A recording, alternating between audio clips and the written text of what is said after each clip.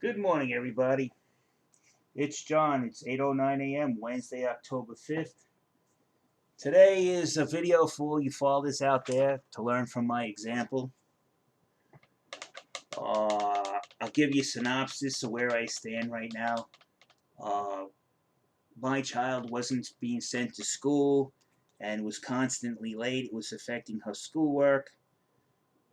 The teacher told my wife. She did nothing about it, so the teacher decided to tell me. And guess what?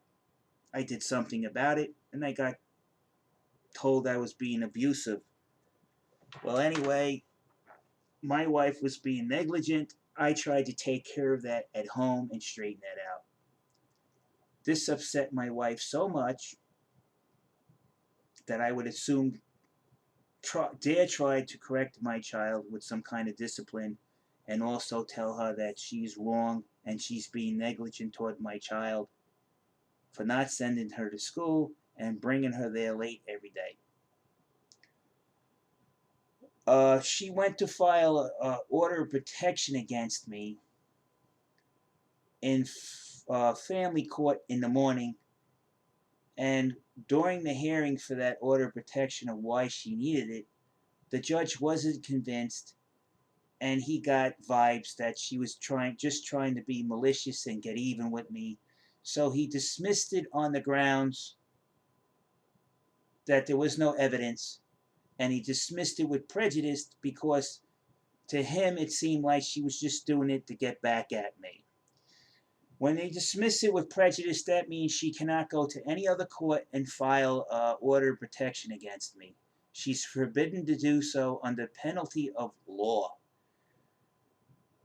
Well, I guess she doesn't know how to read or understand what she was doing.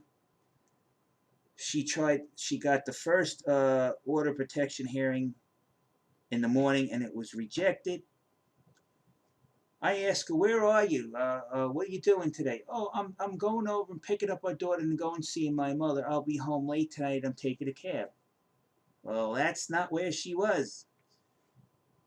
She went to criminal court, which she wasn't supposed to do, filed another order of protection, more heavily elaborated, and including that I menaced her and my daughter with a weapon. That caused the police, as soon as they seen a gun, well, no matter who's wrong or right, we have to seize the weapon. And New York is very anti-gun. They came over and seized the weapon.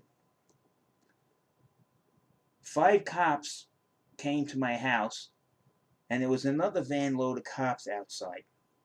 These cops were so hyped up and scared that if I would have bent over simply to tie my shoe, I don't think I'd be here to talk to you right now. But that's neither here nor there, because that's all been dismissed. That order of protection shouldn't have ever been issued. It was illegally obtained, and she'll have to deal with those consequences. So now, most fathers, you had the order of protection against you dismissed. You're in a current state of limbo. You don't know what to do next. The first thing you have to realize, the family court system is also available there for you, right? It's not like you can't do anything. It's just that you don't know what to do. In my case, was to reestablish the link of communicating with my daughter again was important to me. The first thing I did was go to her school. I had a meeting with the principal and her teacher. We went over several points. I showed them that when I'm trying to communicate with my daughter, she has one of her relatives pretend to be my daughter while we're texting. I showed them the text. Those teachers, most of them have a degree in child psychology. They realized it wasn't her talking to me on the text. They suggested to me talk face to face on camera. Fine. I was able to do that. Now I'm trying to alleviate my daughter's fear. Yesterday, I explained to her what's going on. I go, "Do you realize what was done to Daddy and to you? Because whatever she done to me affects her." When I'm explaining it to my daughter looks up with like fear, like there was somebody there that intimidated her, and the feed was cut while I was talking to my daughter, explaining things to her that it's not her fault and that she doesn't have to stay someplace where she doesn't feel safe. She could just tell the teacher when she goes to school to tell her, and they will bring her over to my house. Simple. I'm not going to go. Legally, I can go over there and take my daughter and walk out of there. With I don't have to say nothing to nobody. But I don't because I don't want to cause my daughter any more trauma. But then I don't want my daughter to be over Uncle Louie's house where he's in the habit of shooting friggin' crack cocaine every 6 hours either. So I'm quite aware her family is not, you know, they all live on Section 8 and they're all on welfare. So, you know where I'm going with this. It has nothing to do with race. I'm mixed race too. Uh, you don't pretend that you are my child and sit there and taunt me, and you don't cut off communication with my daughter because, quite frankly, what I found out yesterday, that's domestic violence. I didn't know that.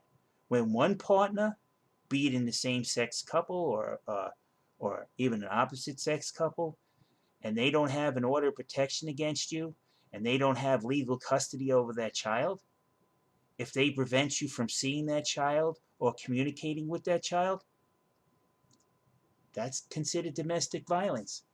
At first, I didn't believe it. I really didn't believe it. I was like, no way. Nobody's going to stick up for me because of this and that. I was wrong. I was absolutely and joyfully 100% wrong. Now, my custody visitation hearing isn't until months and months away. Now I'm trying to communicate with my daughter and they're cutting her off by force to communicate to me, or they're interrupting it altogether.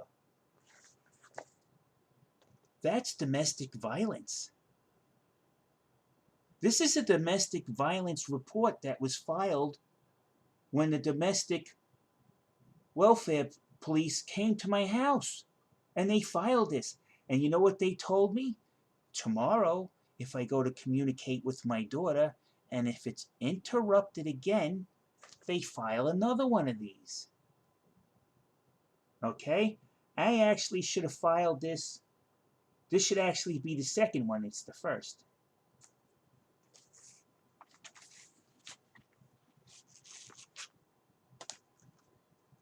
So no, if you don't have an order of protection against you, your partner cannot withhold your child from you. They cannot.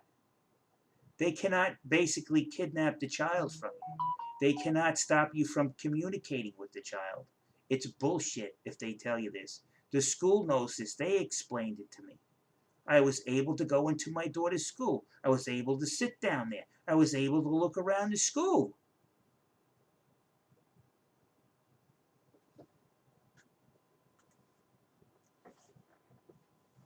If you are being told that you cannot communicate with your child by your significant other or ex, your co-partner, your co-parent, whatever you are, whatever walk or slice of life you're in, that is considered domestic violence, keeping you from your kid.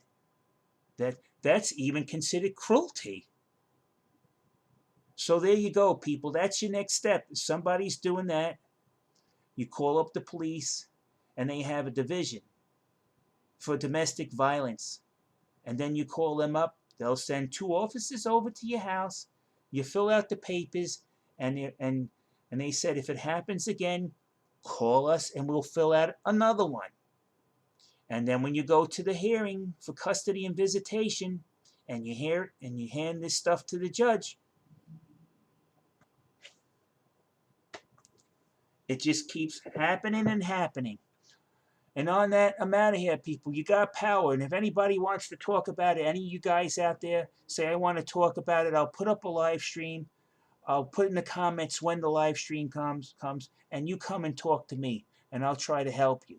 Because all partners, all of them, if you've been accused of something you didn't do, it doesn't mean that they're not going to do anything to you. That's coming no matter what. The court has to do that in order to make sure the child doesn't get hurt. Understandable. But after that, it's proven that it's completely wrong about your character. Your relationship to your child is restored to normal until the custody visitation hearing. And on that, I'm out of here.